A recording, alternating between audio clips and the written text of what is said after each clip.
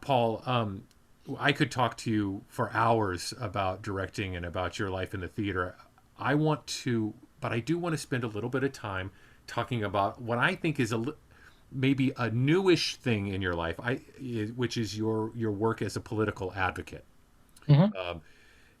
I remember, you've always been politically active as long as I've known you, because when I was a student at PCPA, we took an afternoon off from classes to go hear Dukakis. Hmm. Dukakis was coming through town, and we took it, and you said this is important. We need to go. We need to participate. We need to listen.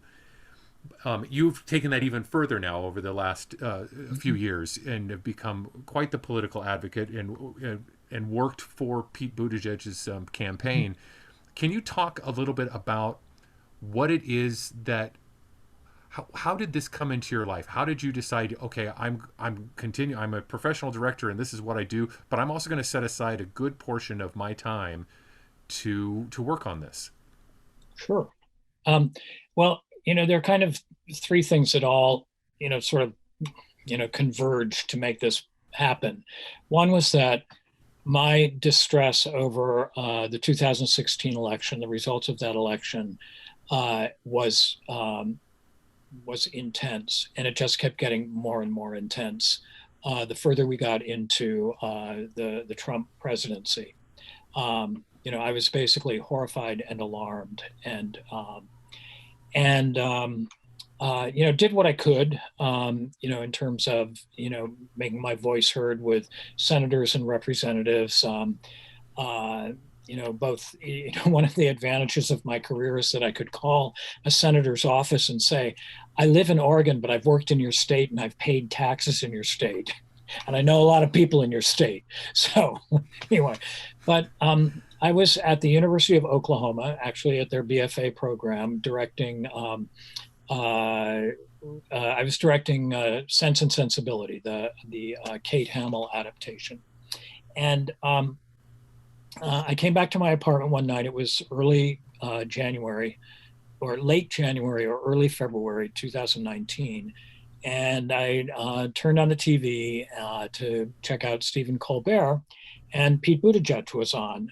And he was promoting his book, Shortest Way Home, his wonderful memoir. And he mentioned that, they were mounting an exploratory committee to see about a run for the presidency. And it was a great conversation. And I remembered him when he was in briefly the election for the chair of the DNC in early 2017. I just remembered his name and that he happened to be a mayor of a medium-sized industrial Midwest town, and he happened to be gay and was totally open about that. And I remember at the time thinking, well, that's really cool. And that was kind of it. So I knew who he was, and then there he was on Colbert. And it happened that the next morning I got up, he was also on Morning Joe, which I happened to watch with my Morning Joe. And I loved what he said. I loved his authenticity. He seemed incredibly honest, incredibly smart, very funny. And I liked the way he talked about progressive politics. And he's considered, I think, a pragmatic progressive. So I ordered a copy of the book, got the book and read it, and immediately, it's a great book. And I sent, either before or after I read the book, I sent my first contribution to his campaign. And they talk about it a lot, but they started with like 4 people in a walk-in closet in South Bend, and that's when I got in on the campaign. And I had immediate response from one particular person on his campaign staff who was getting donor rolls organized and all of that. And they were really starting grassroots level, ground floor. This was not a big machine that I was walking into. And so we began corresponding a bit. And then a few weeks later, they contacted me to see if I would be interested in being a grassroots fundraiser. And I thought about it for a couple of days, and I thought, I've never done this, but I've written successful grants and I've raised money for theaters that I've run, and I've got a lot of friends. I have a long email list and a lot of friends on Facebook, and so I could start there and see what happens. And so I wrote back and I said, yes, but I'm going to need a lot of guidance. And but I'm happy to give it a try because I really, really believe in this guy. And the only guidance I ever got from them was tell your story. So I started telling my story, and I'm a director, so that's what I do.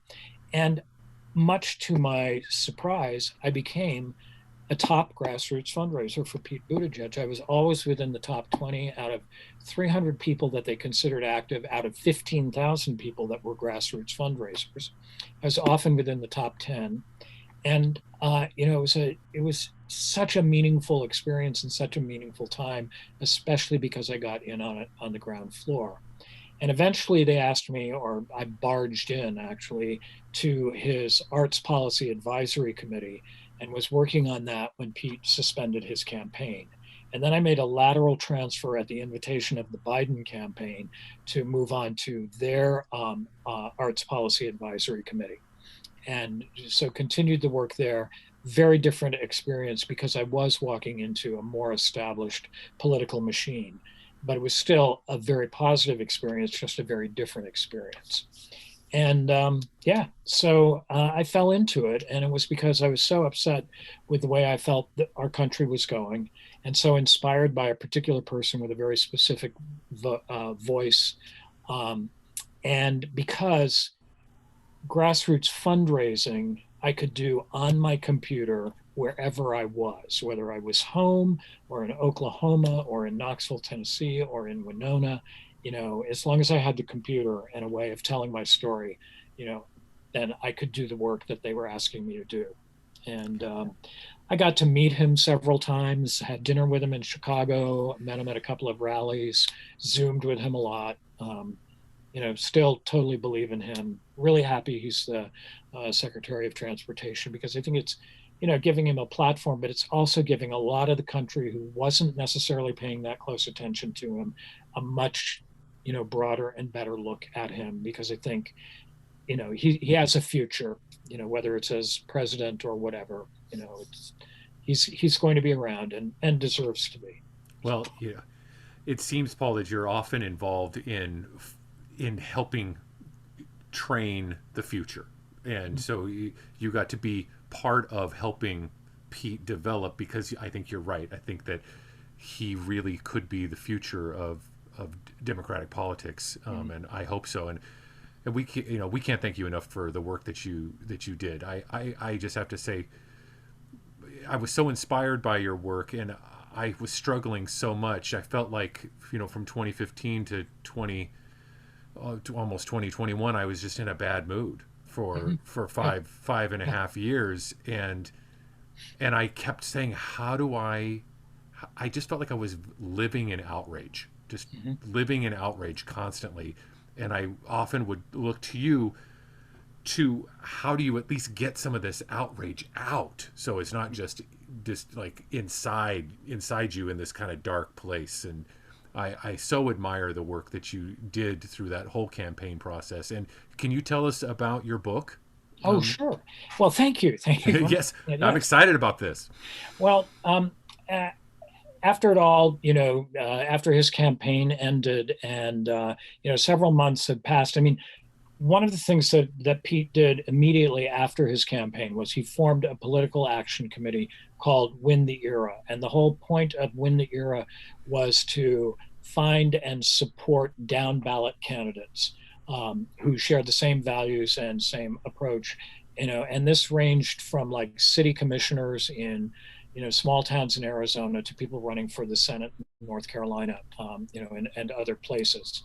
And so I was involved in that, was on usually at least one call per week with him, and he would introduce us to candidates that they were supporting. And so worked on that. But then, by the time the fall came around and things were sort of, heading into the election, I thought I really need to write this experience down, because it's a unique experience. There was many, many components to it, a lot going on in it. And at the very least, I can write something and I'll send it to the people who put up with me during this campaign, who I was continually annoying with, requests for, hey, have you contributed? Can you contribute? Hey, look at this video, all of that.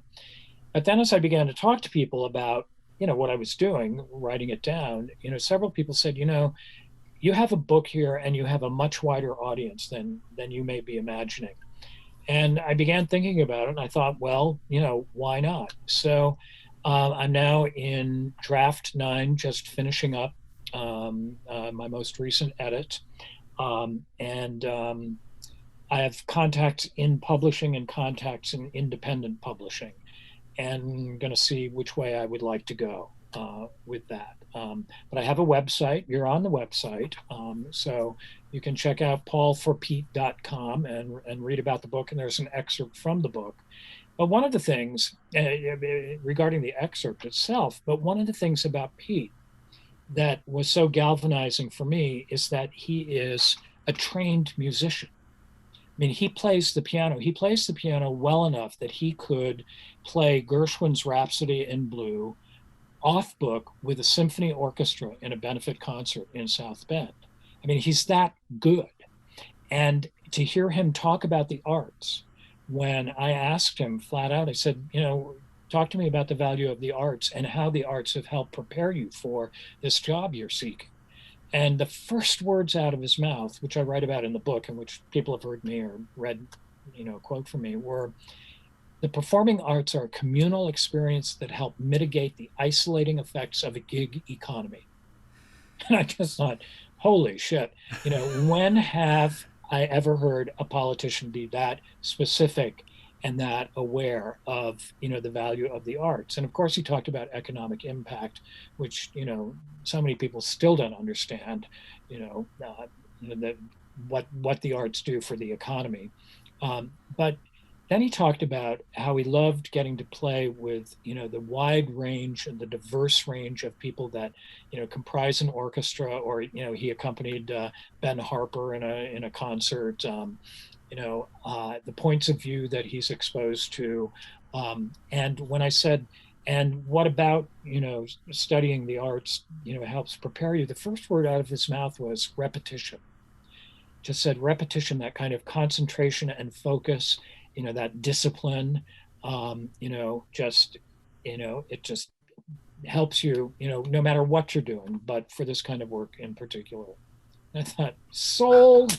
But the idea that we would have, a president who is that arts savvy, who happens to be married to a former drama teacher, a trained teaching artist, I just thought, this is solid gold. And we in the arts best pay attention. Attention must be paid, because this doesn't come along, every day. Well, this sounds like somebody who understands that the arts is part of our country's infrastructure. Yeah.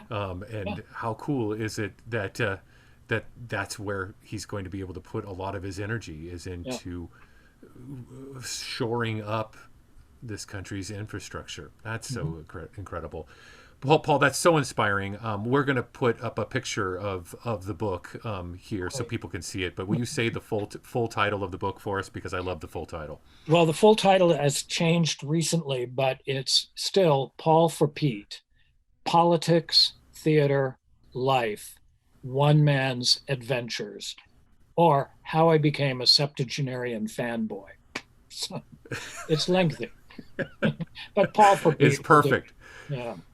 Paul, thanks so much. This was just a dream for me. You know how much I adore you, and that you have had such a profound effect on my life, and I'm so grateful for you. And I can't wait till we can get together and chat some more. Great. Same goes. And, think about doing part 1, part 2. I mean, we do talk. We do. That's a good point. Yeah. Folks, thanks so much for tuning in. We want to thank our sponsors, Suzanne and Ron Levy. We can't do this without you. Thank you so much. And for all of you who take the time to tune in and spend some time with us every month, we miss you in person. We can't wait until we can all be back in the same room together again. Thanks so much. We'll see you next month.